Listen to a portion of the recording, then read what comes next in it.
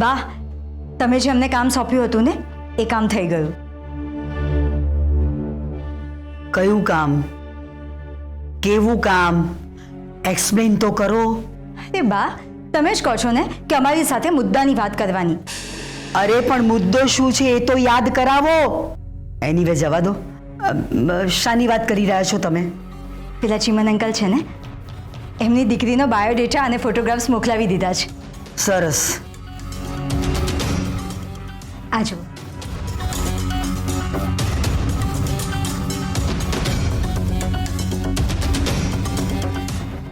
અમે અમારી જવાબદારી પૂરી કરી. હા બા. ચીમન અંકલ અમને બહુ માને છે. અમે ફોન કર્યો ને કે 5 મિનિટમાં એમણે બાયોડેટા અને ફોટોગ્રાફ્સ તરત મોકલાવી દીધા છે ને બા. અર્જુનભાઈને શોભે એવી. સાચું કહું બા, છોકરી લાખોમાં એક છે.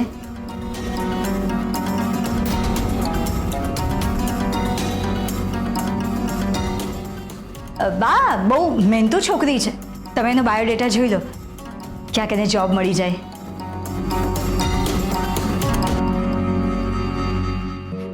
શું?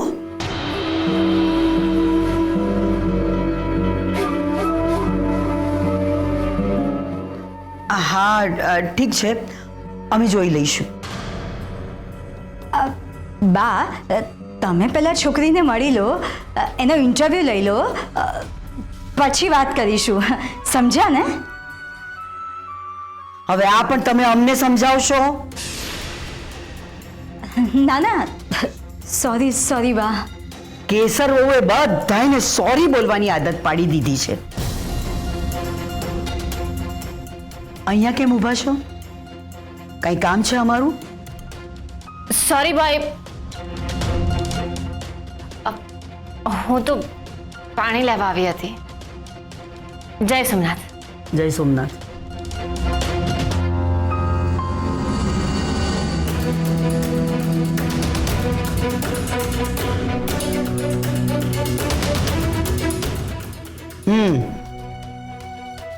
બાયોડેટા તો સારો છે.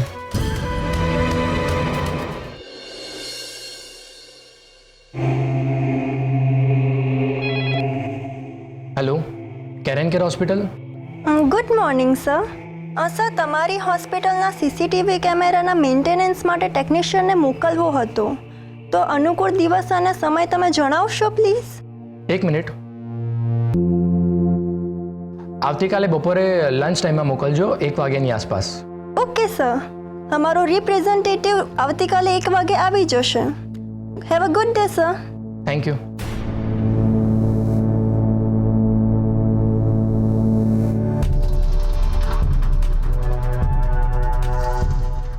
કાલે 1 વાગે.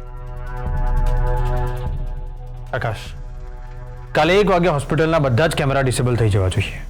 થઈ જશે ને? સર, કેદાર સરની પોસ્ટિંગ અમદાવાદમાં હતી ત્યારે અમે અચાનક એક પબ્લિક ફંક્શનમાં મળી ગયા હતા. એમને મારા કામ વિશે ખબર પડી અને એમણે મને એક પ્રશ્ન પૂછ્યો હતો કે દેશ માટે કામ કરીશ. મેં ત્યારે ફક્ત એટલું જ કહ્યું હતું કે તમે સર કામ બોલો. ગુડ. હાલે, કાલે 1 વાગે બધા જ કેમેરા ડિસેબલ્ડ. સર, દેશનું કામ છે. ગુડ.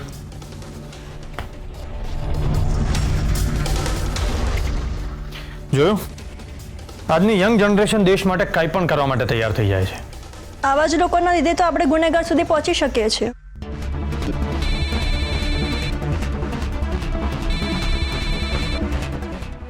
સમજી ગઈ, નહીતર પાછી મને માફી મનાવશે. બોલો બોલો રાણી સાહેબા. હલો હલો, તમને સંભળાય છે? હા, તારો એકદમ બરાબર અવાજ આવે છે. બોલ. હલો, મને નથી સંભળાતું. આ તમારા અમદાવાદમાં નેટવર્કના બહુ લોચા છે. અચ્છા, મારા અમદાવાદમાં એમ? હાસ તો વળી. અચ્છા, એ બધું જવા દો. તમે અત્યારે બિઝી છો? ના ના, જરાય નહીં. બોલ. ઓહો, તમે બિઝી નથી એમ? આ તો જાણે સેલ્સમેનને ઇન્સેન્ટિવ મળી ગયું હોય ને એવું લાગે છે. વાહ, તે મને ટોન્ટ પણ માર્યો અને મને હર્ટ પણ ના થયું. તો આજકાલની ઇન્ટેલિજન્ટ છોકરી જેવી થઈ ગઈ છે. ઓહો, હલો, હું ઇન્ટેલિજન્ટ જ છું. હા હા, ચલો બોલ, કેમ ફોન કર્યો? અરે હા, મારે તમને એક તબલા તોડ વાત કરવાની છે. ગેસ કરો, હું આજે શું કરવાની છું. તું આજે હા તું છે ને આજે કોઈ ગુનેગારને ગેરકાયદેસર રીતે ગુનો કબૂલ કરાવીશ અને જ્યારે મહેશ્વરીને એની ખબર પડશે ને ત્યારે એ તને ડબલ ડ્યુટીની સજા સોંપશે. અરે મેડમ તો મને જોતાની સાથે જ ડબલ ડ્યુટી એની માળા જપવા લાગે છે. બસ ફરક એટલો જ છે કે એમના હાથમાં માળા નથી હોતી. એમાં નવું શું છે? બીજું કેસ કરો. બીજું તો કોઈ આઈડિયા નથી, તું કહી દે ને. હું તમને એક હિન્ટ આપું? હા, તો હું એવું કંઈક કરવાની છું જેના કારણે તમને મારા ઉપર બહુ જ ગર્વ થશે. અરે રાણી સાહેબા, એના માટે તમારે કંઈક કરવાની જરૂર નથી. મને તમારા ઉપર હંમેશા ગર્વ થયો છે ને હંમેશા થતો જ રહેશે. હા, પણ આ વખતે કંઈક સ્પેશિયલ કરવાની છે. અચ્છા, એવું તો શું સ્પેશિયલ કરવાની છે? ના, ફોન પર નહીં. તમે જ્યારે પાછા આવશો ને ત્યારે કહીશ. સારું. પણ તમે પાછા ક્યારે આવવાના છો? અત્યારે તો નક્કી નથી, પણ બહુ જ જલ્દી આવવાનો પ્રયત્ન કરીશ. ફોજદાર, તમે અમદાવાદ નહેરનું કામ કરવા ગયા છો કે પછી અમદાવાદથી નહેર ખોદતા ખોદતા રાજગઢ આવવાના છો? હા, કેસર તું આજકાલ બહુ જ કોમેડી કરવા લાગી છે. લાઈફમાં પતિથી દૂર રહેવાની ટ્રેજેડી કોમેડી કરીને છુપાવી રહી છે. તમે મને કહ્યું નહીં તમે પાછા ક્યારે આવવાના છો? કેસર, તું જે મને ગર્વ થાય એવું કામ કરવા જઈ રહી છે ને, એમ હું પણ તને મારી ઉપર ગર્વ થાય ને એવું કામ કરીને જ આવીશ. એટલે કઈ નહીં, આપણે મળીશું ત્યારે કહીશ. ફોજદાર, તમે તો એકદમ મારા જેવા થતા જાઓ છો. હા, ઓકે, બાય. કેસર, મને અત્યારે જરાક કામ છે, હું તારી સાથે પછી વાત કરું. સારું. જય સોમનાથ. જય સોમનાથ.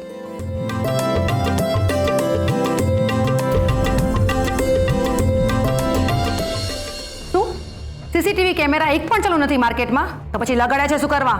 કાઢી નાખો. અમારે ગુનેગારને પકડવા હોય તો કેવી રીતે પકડવાના? ઇડિયટ. શું થયું મેડમ?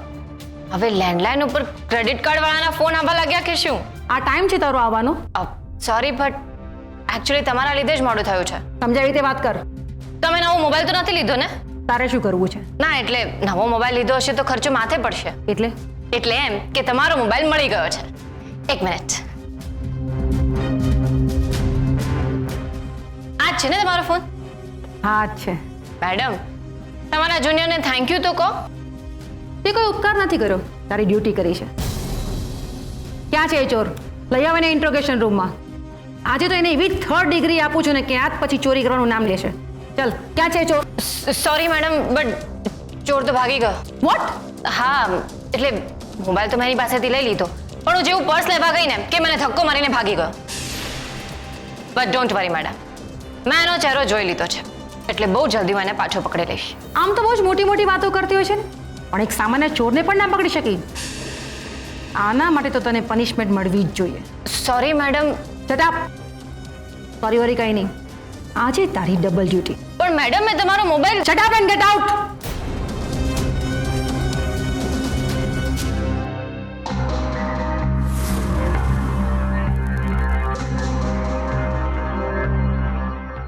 હલો, હા, ફોન મળી ગયો. સાંભળો, સેટેલાઇટ એરિયામાં એક માતૃછાયા બંગલો છે. ના ના, તમારે જવાની જરૂર નથી. હું એના માલિક સાથે વાત કરી લઈશ. ઓકે, આ નંબર પર ફોન ના કરતા, હું તમને બીજો નંબર આપીશ.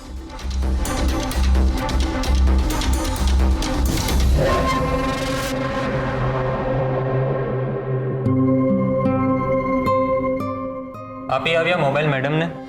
હા. તો ક્યાં છે તમારું મેડલ? શું? તમારી પ્રામાણિકતા માટે મેડમે મેડલ આપ્યો હશે ને? ટોન્ટ મારો છો ભૂપતભાઈ. બીજું તો શું કહું મેડમ. જો કે ઇનામ તો મને આપ્યું છે. શું? એ જ ડબલ ડ્યુટી.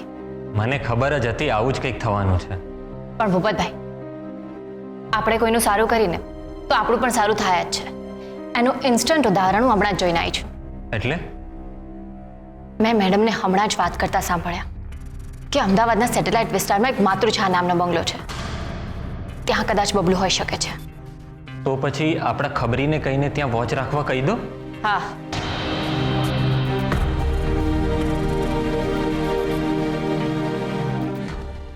જ્યાં સુધી આ બબલુ નારાયણને પકડીશ નહીં ત્યાં સુધી મને ચેન નહીં પડે.